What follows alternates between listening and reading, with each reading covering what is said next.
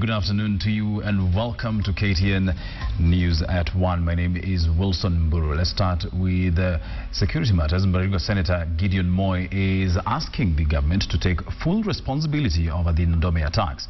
This is after 66 people lost their lives following clashes between Turkana and Pokot warriors. He said that the government has failed in protecting its citizens as mandated by the Constitution, and it is high time the government reviews its security apparatus in banditry-prone areas. Moi made the remarks when he presided over a funds drive at Tenges Primary School in Baringo Central in Baringo County. The funds will aid in the construction of a girls' dormitory in the schools.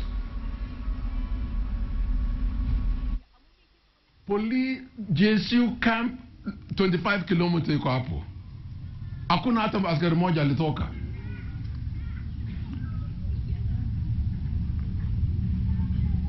The government should relook into their security apparatus and their operations behavior. Still on security matters, and Nandi Hills Member of Parliament Alfred Keter now alleges that there are political leaders fanning the Turkana-Pokot conflict. Keter says such leaders should be arrested as a matter of urgency. He spoke at Dubu's Primary School during a fundraiser for college and university students from Nandi Hills constituency. Wale viongozi ambao wanachochea wananchi wanapigana, wengine wakisema ni sababu ya mafuta, wengine wanasema ni mambo ya boundary. Tunataka serikali ichukue sheria na wawekwe ndani ili tupate usalama, kwa sababu kazi ya viongozi ni kuleta wananchi wakae pamoja, sio kutenganisha wananchi kwa sababu ya mambo ya dini na mambo ya ukabila na vitu ndogo ndogo.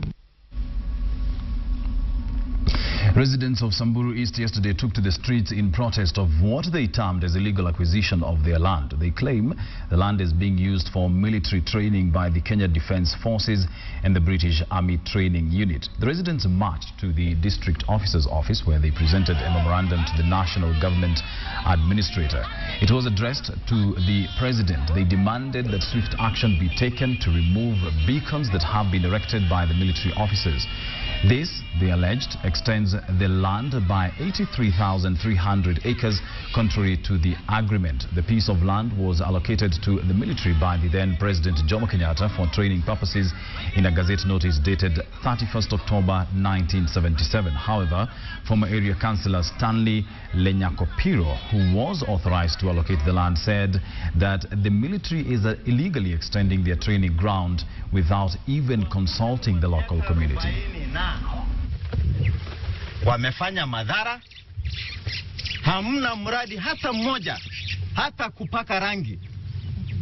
Ukianza kusema mambo ya social military responsibility, hamna, ama iko hakuna. We are pastoralists, we need that land. And if you want to use it for purpose of military training, then you need to compensate us. You need to compensate us. It is not a question of conducting training here freely, and yet you are conducting training in Laikipia. You are paying the billions of money. Now, when your loved one dies, the expectation would be to give him or her a decent burial. But that theory and belief is not universal. Members of the Pokot and Turkana communities will not bury those killed during raids. A source told the Standard that bodies of those killed in the Mande clashes in the Ndome area will be left to decompose at the very point they fell. Patrick Amimo now shares with us the reasons behind the practice by the two communities. On Monday, Ndome village on the border of Turkana and Baringo counties was attacked by suspected Turkana cattle rustlers. The ensuing clash between Turkana and Pokot warriors left 66 dead, including women and children. On Thursday, volunteers from the Kenya Red Cross Society accompanied the Rift Valley Regional Coordinator Osman Warfa and Deputy Inspector General of Kenya Police Grace Kaindi to the Valley of Death with plans to identify and bury the dead. But they received a rude shock.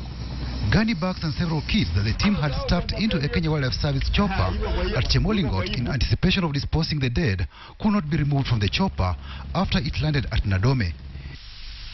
The few elders who turned up to welcome Kaindi's team declined to touch the bodies. They were told that the Pokot and Turkana communities would not bury the victims. We have agreed that we are going to bury the bodies as we identify them. And they were telling us that they will mobilize the askari, the security team, from Kapedo and Lumelo to go to the site. But when we went there, there's no askari came to that place. And we just identified the bodies and left it there. Yeah, there was no burial. Just why do the Pokot and Turkana abandon their loved ones to rot in the bush to be feasted on by wild animals instead of according them decent burial? You may ask.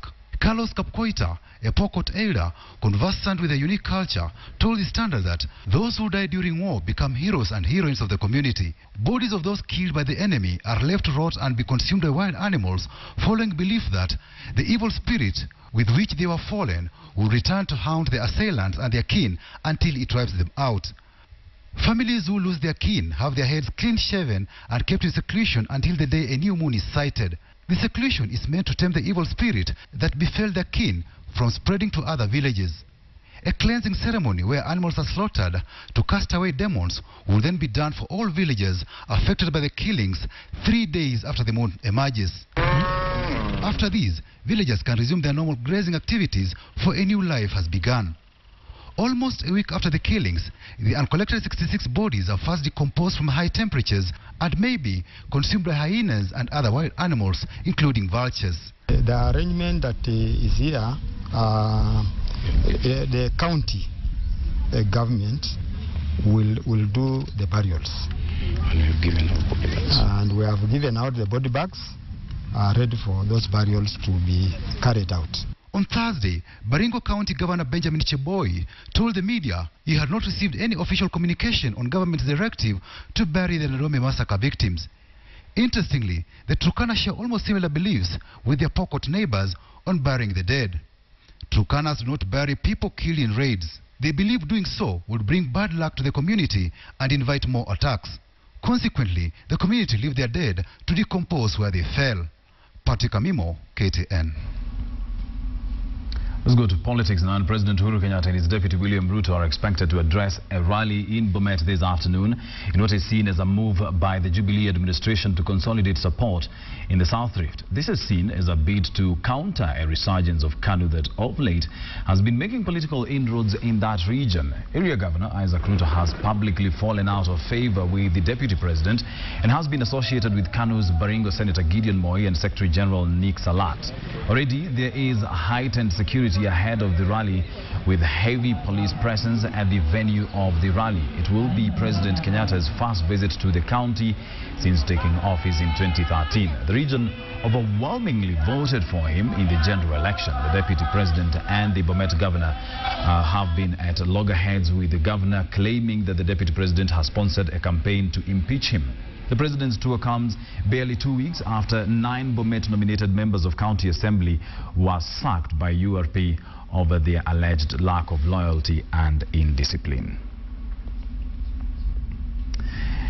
Now, when a woman is ready to have children, the desire to be a mother can turn into quite a torment if she discovers she has trouble conceiving. Most people in such situations would try everything possible to get help. In Kenya, some women say they have had relief in the use of pregnancy herbs. But do they really work? Agnes Penda sought to find out the answer to that question.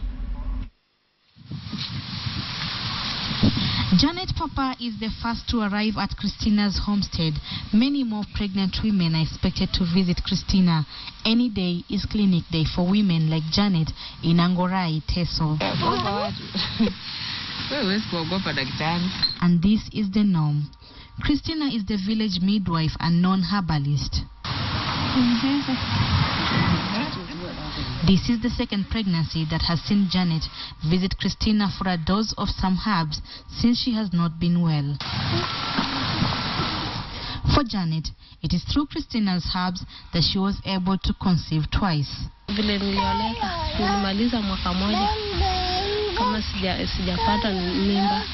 Sasa ndio nikakuja hapa, mama akanipea dawa, nikakunywa ndio nikashika mimba.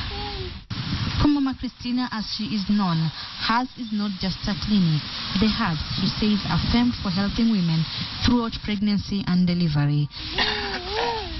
Hii pia inasaidia mtoto upande ya placenta ndani ya tumbo yake. Wakati anapojifungua mtoto hawezi kukaa ndani ya hiyo hawezi kuchukua muda. Punde sio punde mtoto hiyo naye nafuata mtoto. Pia mshiba kwa tumbo yake anaumwa, anakunywa hii dawa. Akisha mkunywa hii dawa anasikia mzuri. She says those that she disclosed help ease the process of labor and childbirth. The twigs and leaves from the nearby bush have made her a lifeline, with women from all over trooping to see her and get a portion. Hospitali huwa naenda, lakini unaendanga huko kwa sababu ya mtoto, na kuna kitu unawekewa kwa tumbo wapime mtoto. Alafu kuna madawa ya malaria tunapewa huko hospitali, lakini tukishatoka huko kuna shida, nasikianga hapa hivi uchungu, hasa unaumwa.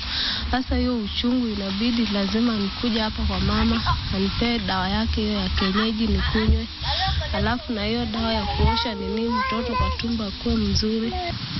Her journey in this kind of medicine is not an easy one. Doctors have often disputed the use of this herbal medicine for pregnant women. Lakini kuna mengine ambayo ni watu kujaribu kuona hii nani alitumia, hata fadhali mimi nitumie. Lakini mimi ningewasihi sana watu wafuate kidogo maadili ya sasa, ni ya kwamba angalia zile dawa ambazo zimechunguzwa ambazo zinaweza kuleta madhara zaidi. And Christina is not an exception. Midwives in this area are complaining of being sidelined. Tofauti ni si kwa hospitali mama akienda anapatiwa dawa na pimwa, basi anakuja nyumbani. Baada kidogo unasikia mama ni mgonjwa.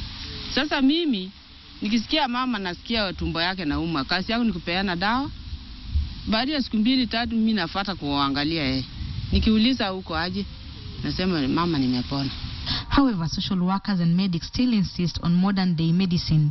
Anaweza kutoa damu sana. Na hapa nyumbani mkunga aweza akatoa damu apewe kukua anemic, hawezi kupata hiyo damu. Be that as it may, there are mothers like Janet who swear by the gods of fertility that were it not for such herbs, they will not have made it through the 9 months of pregnancy.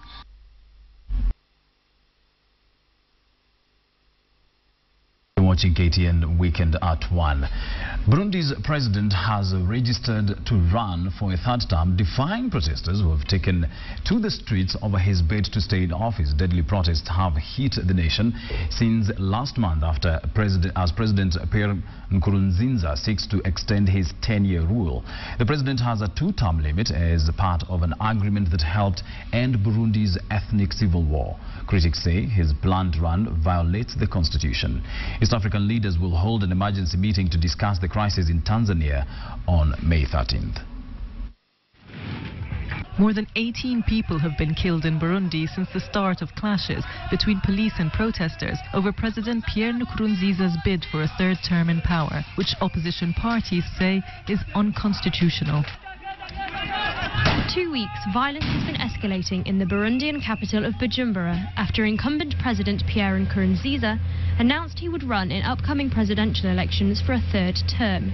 The government has been under pressure to negotiate with its opponents, as reports continue to stream in of police firing live rounds at protesters. Opposition candidate Audifax Ndabitore said he was arrested amidst the ongoing crackdown. They fired grenades into the middle of the protesters. Yesterday they kidnapped my wife. She was nearly killed.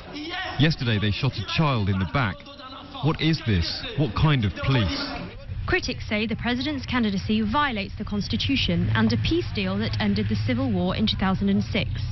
And on Tuesday, the Constitutional Court gave its green light to the rebel-turned-president in a ruling that his first presidential term didn't count, as he was elected by Parliament rather than the people. This only fueled more anger on the streets. We're going to carry on until the end, until he says, I won't run, I stand corrected. Since the beginning of the unrest, the government has shut down several media outlets, as well as university accommodation facilities, ostensibly for security reasons, forcing thousands of students to leave the campus. Scores of students have been camping outside the American embassy. Despite the critical state of the capital, Burundi's ombudsman is hoping for calm. Since 2013, I've had meetings with students when they had problems at the university. We tried to resolve this issue peacefully. We hope to resolve the current issue peacefully, just as we've done on other issues. Tens of thousands have fled Burundi in recent weeks. The government insists that elections should still go ahead as planned, despite international pressure to postpone the June 26th poll. East African leaders will hold an emergency meeting to discuss the crisis in Tanzania on May 13th. Let's switch gears to sports now. In Kenya Premier League, defending champions Gor Mahia have taken over Kisumu County. The Green Army has dotted Kisumu County as they prepare to take on Western Stima at Kisumu Stadium. Gor Mahia is comfortably perched at the league summit with 26 points from 10 rounds of matches. Here are the sights and sounds from Kisumu.